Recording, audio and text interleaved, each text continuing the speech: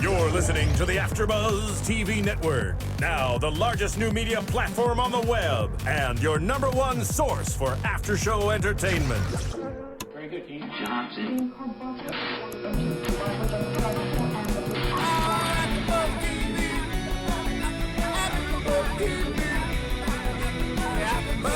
The AFTERBUZZ Studios in Los Angeles, California, presented by Maria Menounos and Bing.com, and streaming live thanks to Akamai Technologies. This is AFTERBUZZ TV's Falling Skies After Show. We'll break down tonight's episode and get you all the latest news and gossip. If you'd like to buzz in on tonight's show, you can buzz us at 424-256-1729. That's 424-256-1729. And now, another post-game wrap-up show for your favorite TV show. It's AFTERBUZZ TV's Falling Skies After Show. Hey everybody, Bing is for doing, and we are here doing another episode of Falling Skies. This is Season 2, Episode 5, Love and Other Acts of Courage. I am Tamara Berg. You can tweet me at Tamara Berg. I'm joined in the studio by Derrial Christon. Hello, everybody. By Sofia Stanley. Hello, the Resistance Fighter, Sofia Stanley. You can follow me at Sofia Stanley, S-O-F for fighter, I-A Stanley. And Steve Bottomley. That was a lot. Hi, Steve. How you going to follow up with that one, Steve? I'm not. And we have our special guest in the studio with us on the couch, Sarah Carter, who plays Margaret Yay! on the show. Welcome. Very exciting that you're here. We're going to do a special segment with just Sarah in a little bit, and we're going to talk to you about all sorts of things. You've got a lot going on in your life, lady. Yeah. Yeah. We all do. You do. Yeah. You more than Steve, though, for sure. I know that. I don't know about that. Oh, no. No, trust me. I know We it for a just met, fact. but you seem pretty involved. I don't have any hawks hanging out of my house. I can tell you that much. All right. Okay. So we're going to do our regular rundown, and then we want you to chime in whenever you can. Oh, my God, we have a fly in the Yes, studio. we do. This is annoying. It's a skitter fly. Oh, by the way, just real quick, I saw on the internet, on the interwebs, Yes. an operation where they actually did pull a worm out of a guy's No. eye. Oh, that sounds very. It was in India, and it was like Skies-like. I swear it was like a 5-inch worm. They're not sure. He was like a gardener. They're not sure how it happened, but here's the thing. 5 inches. Yeah. That's scary. They don't know Oh what my kind of They, worm? oh my God! You could see it like move around in the eye and stuff. But here's the thing: when they did it, I'm looking at them going, "Wow, Falling Skies is exactly Did you have right." an episode 3 moment, God. Steve? It, Did you- it was just A as recall creepy. moment? It was just as creepy as when they did it on Falling Yeah. Skies. That's And you're just like, "Oh my God, they got it! They nailed it!" Sophia and I were screaming at the screen when we saw it. We were just like this. I was watching like this. Yeah, totally like Even today at the beginning of the show when they showed it, it just brought back some bad memories, some nightmares. yeah. So, Well, if you want to see the real thing, That's okay. I'll take your word. look Okay. for it on the interwebs. On the as interwebs. Steve would But we're say. going to make some other really good musical recommendations about what you should go to YouTube for. That's a little Yeah, bit better than a yeah. worm, but we'll get to that at the end. We'll get to I that. think there was music under it. Okay, so first we want to talk about how the show opened with Ben hanging over, looking over the city, and Skitter screaming. And tell me your impressions, because I know you guys have some things to say. Yeah, about I mean, honestly, tonight's episode, I thought last week was going to be my favorite episode, but the way tonight started, I was blown away. I mean, Yeah, me literally, too. when they showed the scene, when you hear the sound, you hear the mechs, you hear that music. When I told you guys that's like my favorite sound when I hear those mechs.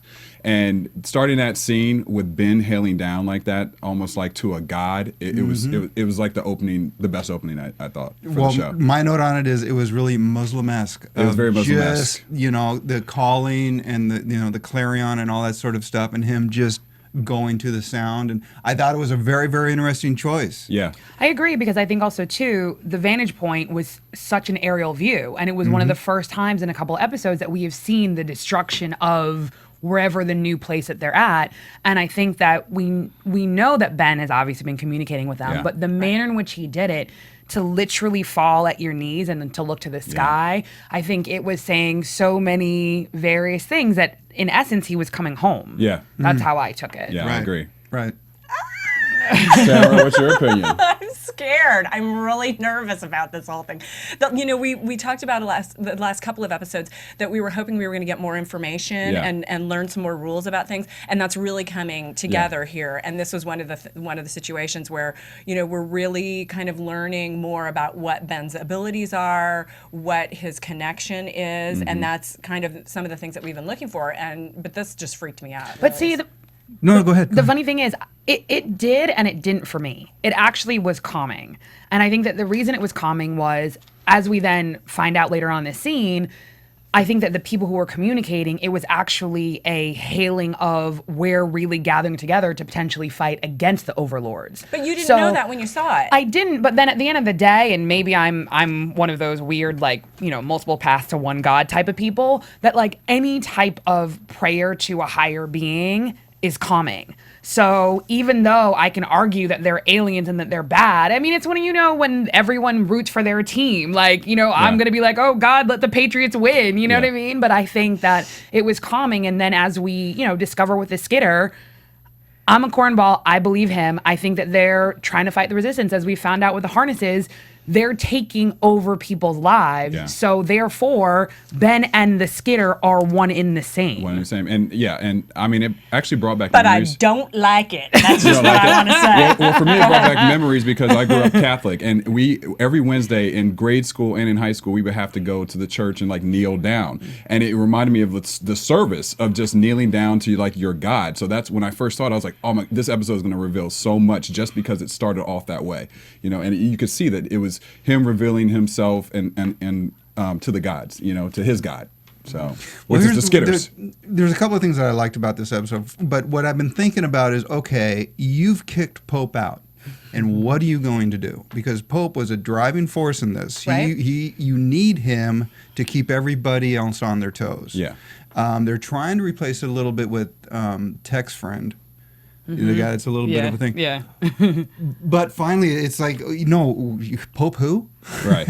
Yeah. Because all the storyline is now really, they've just said, no, here we go. The reason Pope's not around is because we need to clear the path for this stuff. Didn't you think the reveal tonight was going to be Pope? They threw us Yes. off with the Rick reveal. I was like, oh man, because last week we were having this conversation. And that's the Who's thing. it I going keep to be? waiting to see him pop up because he's going to pop up. Yeah. But and I may be wrong, but it's.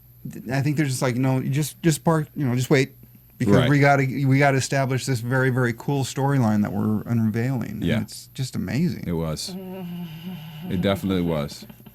You seem like you're still scared over there, too. I am. I'm glad I watch it with people around me so that you guys can help me fight off the scaries when they come in. Because this show makes me really nervous. It's making me nervous, and I think that's good. I think that's good. There's a storyline that they're keeping alive, and it's interesting. It's the bite on Weaver's leg. On Weaver's leg, yeah. Yeah, and that's interesting. I'm not sure why it's being kept alive because I really thought it was just going to be, it was a device. Right, a one-time so that thing his daughter and no big can deal. leave. See, and I totally disagree. I think that what they're trying to show is we're all the same. That it could have been anyone's kid that was harnessed, and of course you're going to want to save your child, right? So regardless of whether or not Ben's spikes are glowing, Tom is still his father, and he's going to still try to protect him. But at the end of the day, because Ben has a different connection to the Skitter, he can communicate with him from a different vantage point, number one. Number two, I think it's also that whole premise that children see things that adults don't. True. They're really connecting from a place of emotion, not simply a place of hate. I think that the bite is potentially, if it gets infected, or to me, it looks like a mini harness on its leg, that think about it, you're going to change your tune if potentially you get bitten or you get harnessed. It's very easy to say, okay, well, there may become a time when we're going to have to kill your kid because he's communicating with the Skitters. Right. But if you now know that you potentially have some kind of infection, but... You know what I mean? Are you saying Well, that we've you been thought the talking- conversation that he was having with Tom later was also, him kind of saying, look, if this leg thing is bad, are you willing to pull the trigger on me as well? I totally think so. You I think think it that's was. what it I was? think it was setting it up. I think it was setting it up. But also, too, can I just have a moment? Because I'm definitely into Sure. badass chicks. So I would love to ask our badass You chick. need to have your moment on the mic. Oh, I would definitely. I'm one of those. I'm geeked into. Thank you very much. I think I'm loud enough, but obviously I'm not. I'm definitely geeked off of badass chicks, and the fact that we have Sarah Carter here, who is definitely a badass chick and does it so chick-like. That's interesting to yeah, say. you very much so, very much so. So I'd love to hear your thoughts on either the hailing or, potentially, why they're carrying along the storyline with Weaver, or just, anything that you'd love to jump in and talk about. Well, first of all, it's great listening to you guys talk about it with so much passion and insight. And a lot of the things you're saying are dead on. In terms of Weaver's wound, I'm not going to give away too much, but I think you're all on the right track when you say that this episode is one that is bringing in the faith and, higher power. What do we all trust at the end of the day? And, how much courage it takes to have faith, to love, and to recognize that, yes, and it's your son or you yourself who's in danger of being persecuted by the masses. What you don't really know how you're going to react until you're in the moment. So that's one of my favorite moments in the episode when Noah and Tom Noah- Weaver, as we know them. when Tom says Noah? when Tom Can we says call to him Noah? Weaver that he really his moment. I don't know how I'm going to react. Right. And basically he's saying, man, you shouldn't trust me either because I'm only human too. Yeah. And there's just so many times in this episode where we come back to that, like, I have no idea what's going on. I'm only human. Yeah. Especially Maggie. It was touching, as I said when we were watching the episode prior to this little party in here. I hadn't seen the full episode, so it was sweet to be reminded how it felt playing Maggie, to want to love so badly, to want to connect so badly, but to just, the warrior, the badass chick is all she trusts in herself. And she knows that when love is in the picture, when connection's in the picture, it makes you weaker to an extent. But I think what she knows deeper down, because she's quite wise, is that that's the real power. And there's no point in living unless you have that. So she's like, shit, here it is. This is the part that really hurts.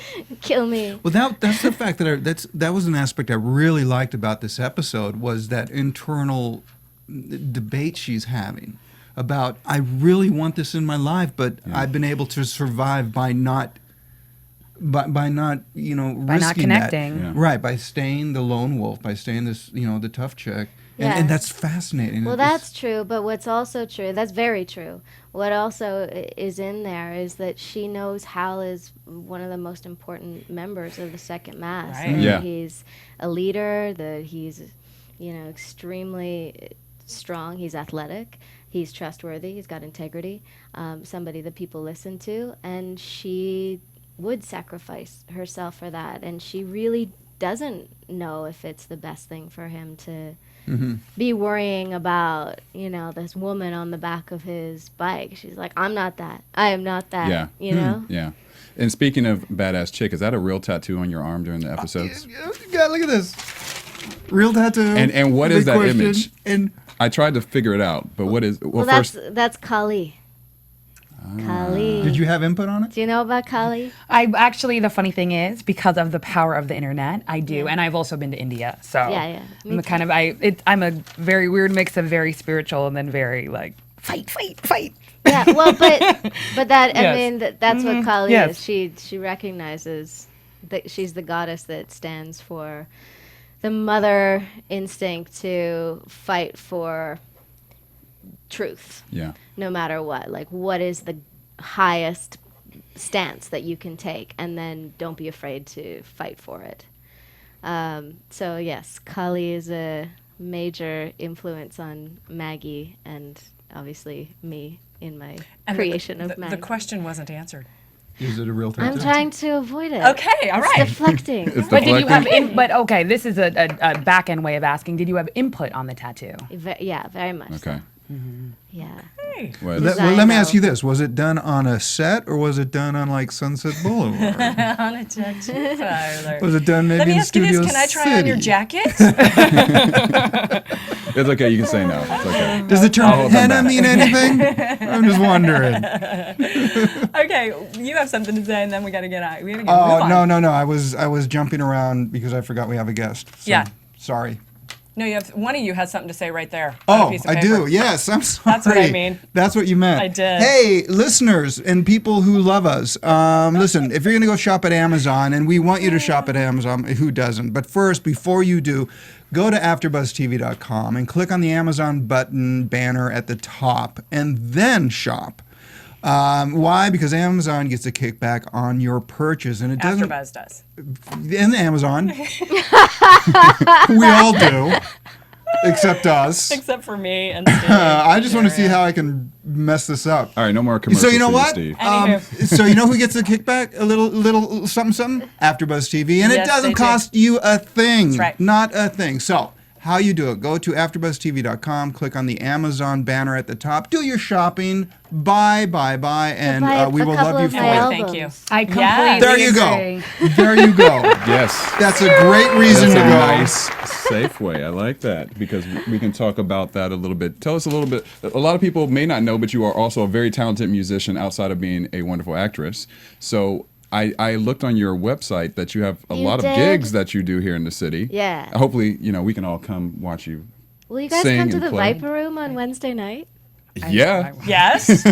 Sure. Will you Awesome. have us? Will you let us in? Well, they let it. We won't let Steve in, but Yeah. that's okay. No. That passed. Oh, really? It's Yeah, over? I'm okay in there now. Oh, fantastic. Yeah, Good it- for it- you. What is the name of Yeah, your yeah, current yes, album? exactly. What is the title of your current album? It's called Pretty Tricks, Pretty tricks. and my band is Sanguin Drake, and this is what it looks like. Do we have a shot on that, Ben? Yeah. How many members are in the band? David and I, it's a Just two. well, but it's becoming 4. Our bass player's like, he's on the fence. He's totally in love with us, but he's incredible and in New York right now and always all over the place being asked to record. So he wants to be a permanent member. And then Kyan Winuk, our drummer, has been there since the beginning. So Oh, great. And what do you pretty play? lucky. I play guitar, keys sometimes, and shake things. Shake things. Oh, All right. Part of the I'll definitely be there Wednesday. You got me. You got me at shake. And are you vocals?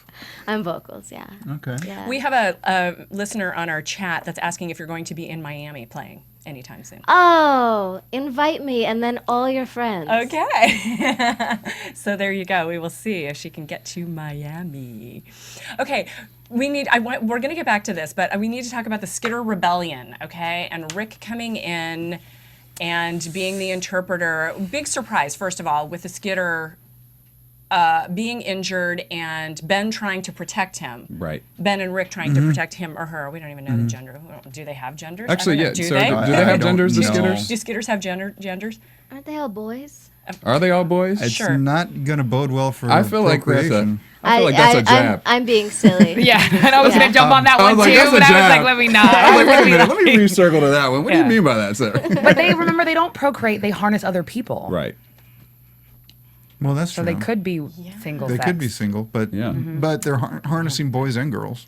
That's Yes. true. But can I just back up for a minute? There's an underlying theme that keeps happening that irks the stuff out of me. Yeah. When they obviously see all the dead Skitters and they realize that they could not have been killed by human Right. beings, it's like they dismiss the fact that they could have been fighting amongst themselves. At the end of the day, if this is kind of analogous to America's history and or global history, and the whole reason that Tom being a professor is important, they jump over things that are very obvious. Like, of course, if you have a species of people, they can fight amongst themselves, even if it's simply just for being cowards. Right. And the fact that they were just like, okay, no, it doesn't matter, and they moved on, they keep missing steps that could potentially lead to them succeeding. It's almost like they want to Okay. stay in this limbo place and they're not progressing. They're still might is right, and they're not thinking anymore. And And I by don't. they, you mean the second mass. And in second Yeah. mass, including Tom. So you Until think they're he not then- moving fast enough? There's not that they're not moving fast enough. They're not thinking anymore. They're simply reacting. And at this stage, like, they know what's going on. They know there are no new species. They know it's the overlords, it's the skitters, it's the mechs, right? So when they see them and they realize that the only thing that potentially could happen is one of two things. Either they're fighting amongst themselves, or there are human beings with higher technology than they have. Right. So that should be your only thing that you're thinking about. And they didn't. They just dismissed it and then kept moving on. That's a tactical error. But we also know that Pope has got ammunition that will take out mechs. Yeah. And he has like 8 And when people they came on this battle with the scene. scene and all the mechs were destroyed, the first thing I thought of was, we're going to see Pope. So did I. Same here. Same thing. Same But then how come they didn't say anything? Well, they did. They said these are all mech hits. No shell casings. Yeah, no shell shell casings. casings. Self casings. Right. Yeah. So Thank you. they were aware of it. Okay. And I honestly I thought, oh, cool, Pope's back. Right. I just assumed it was someone, who had more firepower, and then did think it was Pope right away. Right. So. Yeah, exactly. I mean, initially, we all pretty much probably thought the same thing.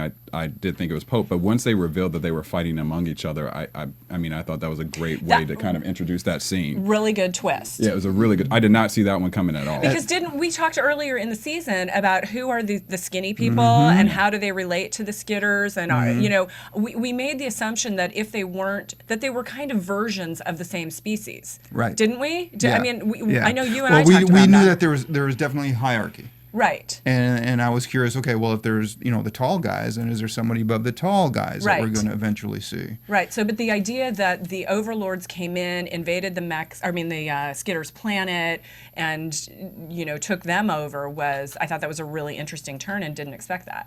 No. Yeah, I like that they're fighting among each other. I mean, I think that's really a really interesting thing for the show. Yeah. And it shows that it's almost like human beings. It's like the second mass. It's like the resistance crew. They're all fighting among each other slightly themselves. So it almost made the skitters and the mechs and the overlords seem almost more human-like. You could relate to Well, them what's even interesting more. is that if there's a correlation between the American Revolution and the show, well then, is the Skitters' rebellion actually American Revolution that is happening, and we're the among French? their planet. Yeah, right? I mean, You know what I I think mean? that's the parallel. Yeah. Because this whole time I was thinking, oh, okay, so second mass is the revolution, but no, maybe the Skitters are having the revolution, and like I said, we're the French coming in to help them. Because right now they're Yes. saying, look, we got this thing going on, and we need your help, which is great, and like the French were saying no, because wait, are we the French? We're the Spanish. We're the Spanish. Okay. Now, Sarah, in a scene like that, I mean, you got the Sarah's looking at Steve like, wait a minute, let me follow you a little bit. In a scene like that, you have all the mech kind of equipment and the skitter equipment. Like, how long do you guys film for a scene like that? Is that like an all-day shoot, or is it a couple days, a week? I mean, because it's so high tech. I mean, it seems like you guys have a lot of stuff in that scene. So how long does it usually take you to shoot something like that?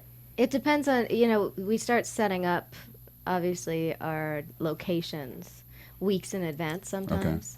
And that's where the props people get involved, and obviously location, set design. So by the time we actually hit it's usually just a day. And then if there are stunts, we train prior to the shoot day when we can. But also, for loading guns and learning how to use all of this equipment and understanding what we're looking at exactly. I'm so sorry. Is that for me? Not for you. Does that answer your question? It does, yes. So like a day of shooting when we're actually, getting down to it, but there's definitely build up, and I can't give you an exact answer. Well, prior to Falling Skies, had you ever shot a gun before? Yeah. Yeah. I keep getting cast. She lives in L.A. Of course she I'm does. trained in like martial arts and I was going to ask, Firearms? did you know how to ride a motorcycle? no, I didn't, and that was. Are you that still a was little scared? when you- Steep learning curve. Yeah, it is. Yeah. Especially those dirt bikes, because they're squirrely. They are squirrely, right? Oh, Well, yeah. they had fairly extensive training for the pilot prior to season 1. And then I came onto the show for the second episode, and they just threw me into it. They told me I was part of a biker gang, and I better learn how to get on a bike. You better. And I went out into the backcountry in Ontario, and I was just like racing around with this crazy Canadian dude. He like lives for this stuff. He was wearing like a Power Ranger outfit. And I'm going, where am I? But you just do it. And that's, I think sometimes you learn things faster. Yeah. When you're just thrown into them. Yeah. So I ended up loving it and loving it quickly, but it was kind of terrifying for sure. Well, I don't know if you are nervous or you're not sure, but it doesn't show. You look pretty badass up there. So. Oh, thanks, man. For sure. And so so with filming in Ontario, I know you're from Toronto. Does your family get to come see you on set at all? Or I mean, I'm not sure how far is that distance, Ontario through to Toronto? Oh, well, Toronto's in Ontario. Oh, right, yeah. It's okay, yeah. it's okay, it's okay. Yeah, I'm not going to give you a hard time. All right, you know what I'm thinking? No, it's okay. Thinking but Montreal. maybe you're you're thinking Montreal. I was thinking Montreal for some reason. But I love that you're thinking Montreal, because that's what you should think about when you think about Canada. It's one of my first places I went in Canada, so. It's incredible. I recorded my first album there. Oh, really? Yeah. No, Toronto's...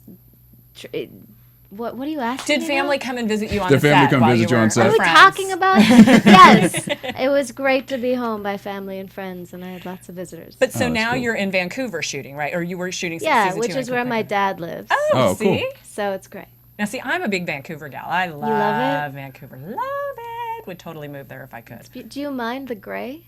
No, I so mean, conducive to the show, the weather in it's Vancouver. perfect, isn't We're all it? miserable and wet. It's just awful. Well, and that's one of the things Noah Wiley said in an interview. He talked about moving from Toronto to Vancouver, that you traded cold for wet. Yeah. Season 1 to season 2. Yeah, which I think is great. I'm not sure they traded cold, because you see a lot of vapor. It does look chilly. A lot of times. It does. Yeah. I have to admit, I'm not a weather snob, though. I think because I did grow up in Canada, and I was a camper, and I like crazy trips all over the world, India, and I kind of get into it. Where are some of your other favorite places? Havana, Cuba is probably I'm jealous. number one. You're very well traveled. So you've heard nice because you've things never about- actually been there, right? She's Canadian. No, she's She can Canadian. go. Oh, you can go. You're Canadian. Oh, I have another good. passport too, so I can Okay. go. Oh, really? Yeah. Whatever. But you haven't been yet? No. Oh, you have to go. Okay. Yeah. How many passports do you have? I have 2. Really? Okay. Okay. I won't disclose the other one, given the somebody- whole American Revolution analogy. Mysterious badass woman. Somebody alert the CIA. You guys got a lot I in am common. from DC. That's true. That is very true. Let's just move right into Maggie and Hal and their Yes. love story, Let's. shall Oh my we? goodness. Let's I move think into we that. should. I think I applauded a couple times. I was like, Yay! Well, usually, if you weren't sitting right next to me on the couch, I would have been yelling, kiss, kiss, a whole lot more, but I thought it might have embarrassed you. I so actually didn't do it. noticed you holding back. I wanted you guys to kiss a lot more, but, we got some in there, so that was good. It's coming. it's been a slow build-up. Yeah, well, we hope it's coming. Tell us about shooting the car scene. How long did it take to do that, first of all? That was a long day. Yeah. Lying there that close to Hal, to Joe. It was interesting because we shot that on a stage, and we very rarely are on a stage. Oh, it's right. all on location, the show. And it's just Drew and I. So that was one of the nicer, more laid back days. And we weren't sure how it was going to cut in with, is it going to be believable that we're having this sweet, tender, intimate moment where, there's, mechs shaking. We had crew members shaking the car on the stage. But I think I really do think it worked because they needed that. They needed each other. And I know playing that scene, it just felt so right. It just felt like, yes, we needed to be, forced into the back of a tiny car to ever get as close as we really want to get. So, I don't know. I think it did work. I think it worked brilliantly. And I think that it was so organic to the characters It was. Yeah. because not only was it tender, it was silly. Yeah. I think that if they had actually said things like, "Ooh, I love you," and Right. that would have been, I would have been like, "Boo," you know? Right. But I think that it was literally just that because they were forced together, and I think that they have this level of respect, and above all else, I think they're really best friends. Like Yeah, the fact you got that, it. you know, they're like, "Oh, you got my back, I got yours," and then you have this other layer, the fact that they are a man and a woman, and then Yeah. that intensity is there. I feel like because it was potentially the end of their lives, Yeah. everything gets silent, and it's like the way they interact with each other was so playful and so loving. I thought it was brilliant. My favorite part of the scene is the Rita part of the scene. Rita. Yeah, Rita, and then Rita. even the transition of your emotion when you mentioned Karen. I mean, Right. I thought that was so genius. I mean, it was really endearing, and as we were saying, we've been watching the process of it go slow, and now it finally was revealed. You know how you guys really feel about each other. So Yeah. What, And here- that- I'm sorry, go No, ahead. no, you go ahead. Oh, thank you. I find you fascinating. Here's the thing that I really like about what the show does Yeah. is they give this scene that everyone has gone through in while the mechs are moving through, and they're trying to, you know, look, the world continues. You still have these moments, Yeah. you know. It's a crazy moment and a crazy time, and they're keeping that story alive. There's always this hope. yeah, Well, and there's they're also doing it so smart. the other thing is too that we're all, you know, we're humans and we had a life before all Yes, of this happened. yes. So it kind of brings us back to our commonality and reminds us of our humanity, and that's something that's kind of easily lost in this world. So It was such a treat, even just playing the character, to imagine Rita in jazz pants. yeah. I'm serious. It's just like I'm sure Right. they I'm just still trying to figure out what jazz they're pants not are. thinking about that day in day out. You forget yeah, where you come yeah. from, so you're right. exactly. And another part about that scene is like you guys are having this intimate moment, and all you hear in the background is the mechs. Exactly. You know what I mean? I'm like, what? I was like, if that's not a mood killer, they still were able to keep that emotion going. That's what I love I about must that. be like the romantic dork. I didn't hear the mechs. Oh, that's cool. You know I what didn't hear the mechs. But you know, with them good. having that scene and the mechs going through for the characters, it's kind of like saying they're just a little bit more badass than the mechs. Right. Because they don't, you know, at that Oh, moment, that's it was very like, we don't astute. really care what's going on because this is more important. So, you know, it did kind of bring their characters up to another level. Well, and I also- think it's really astute. Yeah. Also, to call back the conversation that they had early in the show, where Maggie was talking about losing her life and the last drops dripping away, and when you know that it might be over, you know, this is definitely a parallel moment and a possibility where, you know, it could all be over here too. I think though in this scene, it was more the feeling was more the rest of the world disappearing. For a second, there's that safety, looking into someone's eyes who you enjoy, Yeah. you know, and the escape of it. And then when I bring up Karen. And it's just such a gentle shift, right? Yeah. Like no one wants to offend each other, but it's just like you hear the mechs more, and you start to like you wake up out of that love fuzz, Yeah. you know. So I think that was part of it. But I do feel that when I was hit, when I was shot, that was a last drop moment. I'd been in that place before, and I thought, how many lives do I I'm bad luck. Give Right. up on me. Right. I can do this. I've been here. I can do this. Just go. So there was a last drop moment. but Surviving 3 tumors and getting tumors. shot, and you're thinking that's bad luck. Right. Yeah. Good Okay. point. I would say, yeah, you're Good pretty point. good luck. Yeah, you know. And actually in the opening scene, or Maggie's opening scene where she's meditating, that's one of the things that I chose to consider with my eyes closed. Like, why am I here? Why do I keep surviving?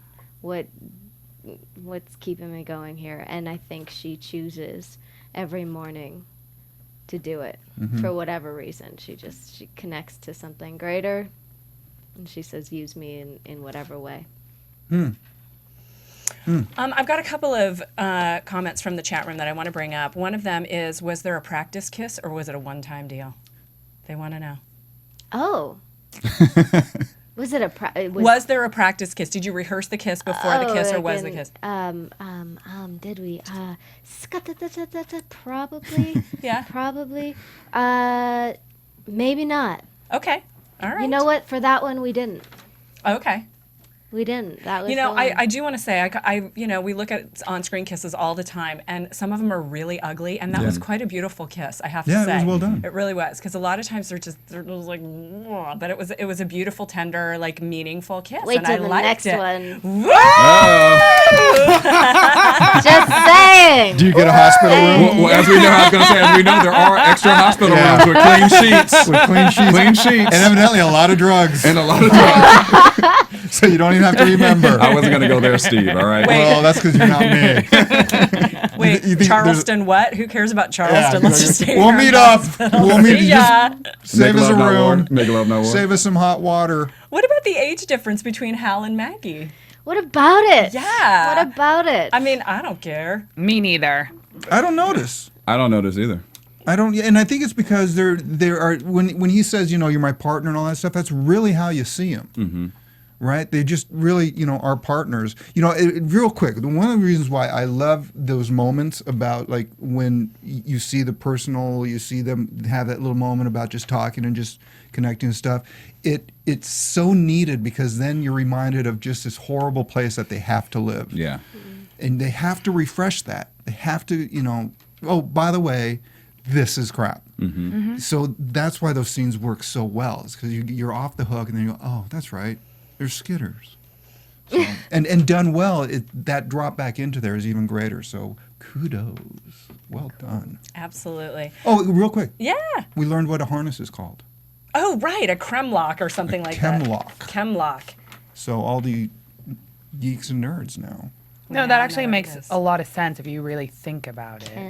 Chemlock. Chemlock. It's like a lock. K-E-M-L-O-C-H. Chem, even like the base of. I'm not gonna do nerd girl, so keep Okay. going. No, dude, I was Was gonna. there I something like else from nerd the girl. I ride? was gonna nerd do girl. it. I Well, love because I was it. gonna break down the Latin, like if you think chemotherapy.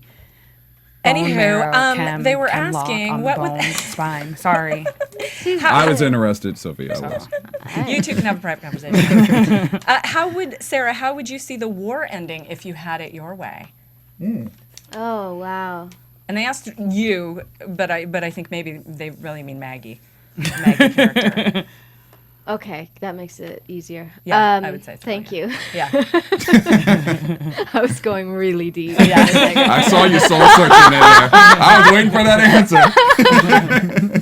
answer. Some incense burning. Well, I think it's probably similar. Maggie,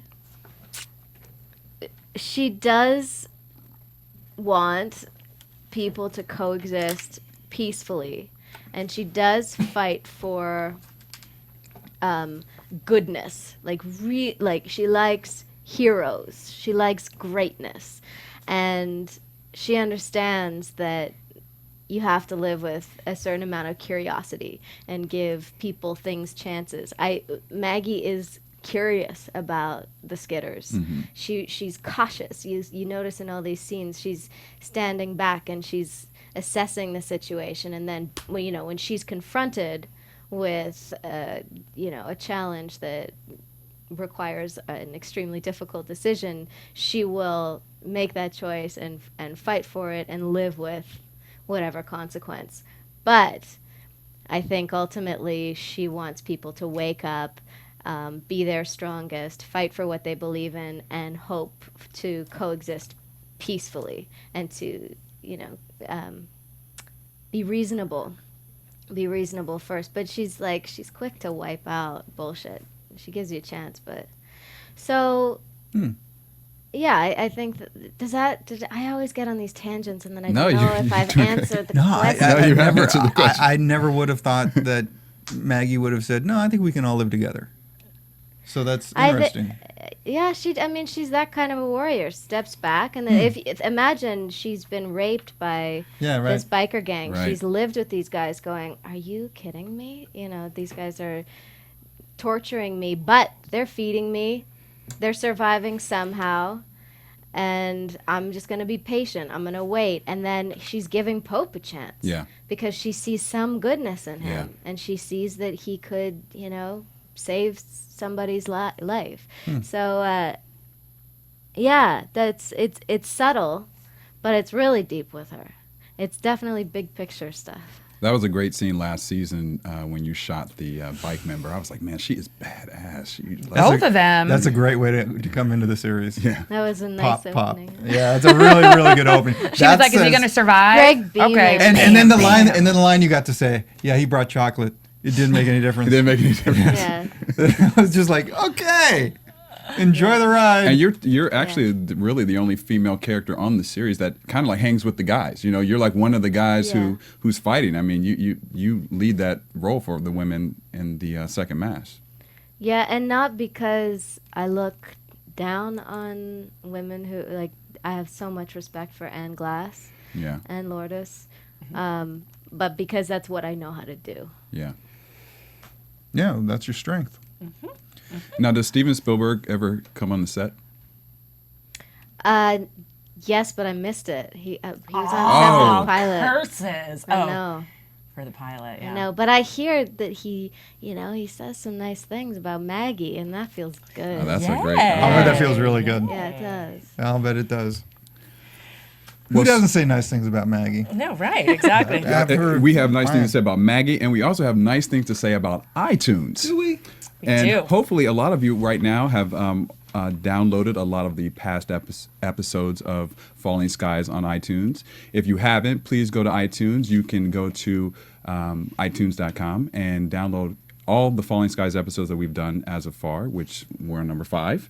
So, and please also take a moment to write a review, leave a comment. We love to read those things. We will definitely acknowledge any comments that you have and put down, but make sure you go to iTunes and download all previous episodes. And rate and comment. We really appreciate it. It helps us out when you do that. Yeah. Okay, now let's just talk about you, shall we? Let's swim in Lake U. Yes.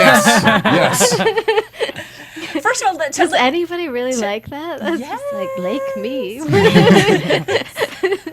Tell us a little more about your band. So what kind of music That I is can it? talk Yeah, about. I know you can. Go. What kind of music?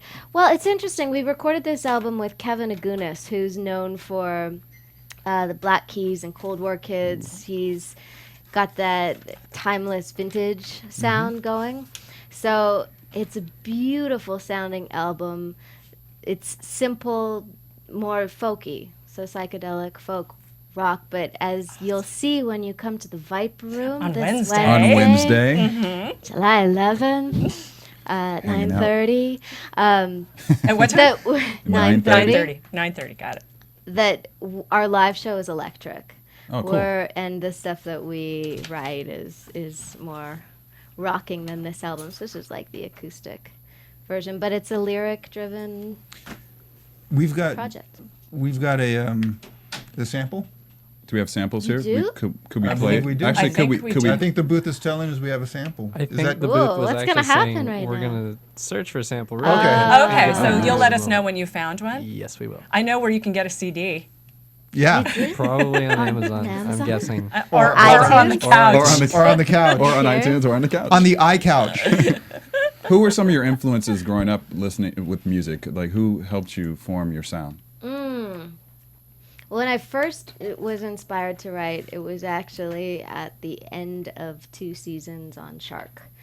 I just felt like, I need to do something that is coming from my heart and is drained. So I went to India, and that, I would say, Ani DeFranco and Tori Amos. Oh, yeah. Great artist. Yeah, just these women who really have something to say. I thought if they can do it, then I've got to try this whole songwriting thing. And then it's developed into, I love Kim Deal, I love the Pixies and the Breeders and Sonic Youth, and I even love Courtney Love. Courtney, crazy Courtney. I really do. I just like her courage and insanity and just her balls. So, yeah, maybe I'm a child of that 90s whole thing. Oh, I think we got a Oh my sample. God, you're playing something from my first, this is one of the first songs I ever wrote. This is not Sanguin And what's Drake. the title of this song? This is Who You Think You Are. Oh my Before goodness. 3. That is my favorite song. That's funny. That made me nervous. This actually might make me cry. This one is a little bit too close to me for me. When you said I'm ashamed. We'll cue up the Oh, you know this? No, this is like, this one is a little bit too close. Oh, yeah. For me, too. That was exciting. Thank you. I think they should have Woke played me that. up. I think they should have played that song where you were in the car with Hal. Yeah, it's interesting that they've Well, the Meg chosen had the to beat. score the whole That's true. show. Yeah. You know, with the Do you find that the two? strings. Do you find that the two mediums work together? Do you find that like you're, I as you're don't thinking, know. you have no idea? I don't What know. a stupid question. No, it's been I won't say another thing. no, it's been a tough road to pursue. Music? Mm-hmm. It's tougher than TV, isn't it? Yeah. It's crazy. And the weird part is you can do so much more on your own in music. Yeah, you can do everything on You your can own. do everything on your own. And if you think like, well, that should be easier. And it But do you think there's a different vulnerability in doing music? We have, Exactly. we have another track. What's this track titled? Precious Stone. This is Pretty Tricks. Pretty Tricks. This is Sanguin very Drake. 60s. It has a cool 70s sound to it. Yeah. I feel like some Jefferson Starship going on right now. There you go. Anyway, it's in one sense it's easier. You're right, because it is always there, and so it's always fulfilling. Whether there are two people in a dive bar listening to you, but they're somewhat captivated and you can feel it. That's just totally satisfying. Or if it's Hotel Cafe and it's sold out, it's great too. Or the Viper Room on Wednesday Wednesday. at 9:30. 9:30. Do you take stuff on location and just like, do you have like little tape Yeah. deck and stuff and just throw ideas down? Yeah. Yeah, it's a cool Guitar, trailer. little keyboards. I right now on acoustic. Yeah. It's kind of Now, changing. are you self-taught or? Yeah. Oh My dad got in there for sure. All right. Was your dad a musician? Was your dad a musician? I keep forgetting my mic. He is. Yeah. He doesn't do it professionally. He's a theologian, an evolutionary Christian minister. But he definitely rocks the guitar. So. That's pretty cool. And do you think ironically that background, because you guys at home can't feel this, you have a spirit and an energy about you Yeah, for sure. that is like, I feel very connected. And that's why I keep saying that you do seem like a warrior that is very feminine and in touch with who she is. Do you think that that's how you were brought up, and the fact that your dad is in the ministry? Maybe. I mean, my mom is just as spiritual though Okay. too. You know what I mean? It's like I actually didn't grow up with my dad too much. We weren't in the same home, so but it's for sure in my bloodline. Like my great grandmother died at 105 and talked to horses. So Talk to horses. I don't know what's more spiritual. Yeah, Does she only talk? I'm choosing like a wacky, Yeah. a Really? wacky I was like, connection I wanna to hear more about that something story. mystical. Yeah. I would. That Let's was go back like to a talking to toss-out. horses. Well, no, Sophia. Actually, that's a really So great point. Sarah, do you talk to Right? Do you talk to horses? horses? Right. No, I mean, I was saying that's a great point that you brought up, because even your character on the show, I mean, you're this badass chick, but you still have this energy about you that's still very feminine. So it keeps guys like myself watching the show. I'll say that. Cool. And it keeps badass chicks who like badass chicks watching too. And that's what's really great about the show is they're not going to give a character one level. Yeah, right? The writers are smart enough to go, no, we got more. We need more. And the beauty of that, like we discovered in this episode, is now we can start pulling layers back. Right. And so why is she running away from Hal? Right, When do we find out what the real deal is and all that sort of stuff? So, she's got holes in her head. Mm-hmm. That's And now one interesting. in her and gut, now one too. in her gut. And can you disclose? I mean, I know that you touched upon it a little bit, that you really don't want to compromise, his decision making as a leader, and that's part of the reason that you pulled away. But is there any other reason that you were pulling away from Hal at the beginning of the scene, before the hospital? Oh, yeah, it's too much. It's way too much. She's been through a lot in life, and it's enough to survive, given the circumstances. To survive and be in love is a whole other level that she doesn't know if that's necessary. I think that's okay. Age difference. Yes. That's where it comes up. There's a Okay. wisdom Right. Yeah. in Maggie that she wants Hal to be able to meet her in that place, but she gets discouraged over and over again. But he's a pretty incredible guy. He seems pretty Makes her persuasive. Right, Yeah, well, exactly. Good way of putting it.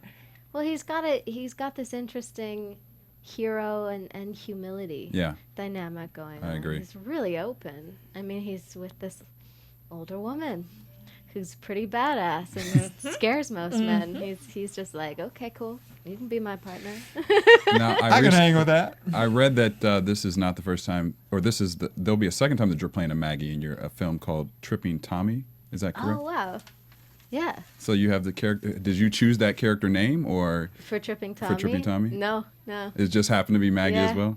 Yeah. Is that filming now, or is that in pre-production? Is it done? It's in post. It's in post? It's an independent that keeps transforming, Oh, does it? evolving. And what's the plot of the movie? Of Tripping Tripping Tommy. Tommy. Can I guess? I want I really want you to. I'm guessing Tommy gets tripped. You get the applause. All right. Sorry. Steve. There it is. I'm sorry. Go ahead. This film is about the hypocrisy of being a spiritual leader, actually. So this guy follows a spiritual path because he has a knack for being persuasive, and then somebody finds out that he was involved in their mother's murder and never So it's admitted not it. a comedy. Got that. It's a thriller. It's a thriller, what I saw. Yeah. It's a psychological thriller.